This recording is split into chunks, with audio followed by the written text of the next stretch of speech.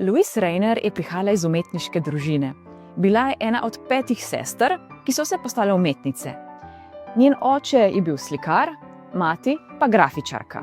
Celotna družina Rainer je imela zelo poseben odnos do dvorca Haddon Hall, ki je bil zapuščen vse do 21. stoletja.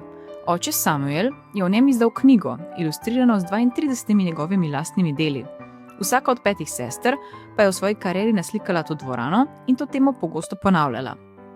Louise Rainer se je specializirala za arhitekturo in notranjščine, njena dela pa so polna nenavadnih ali bogatih podrobnosti, ki jih lahko opazimo tudi na delu Banketna dvorana v Haddon Hall.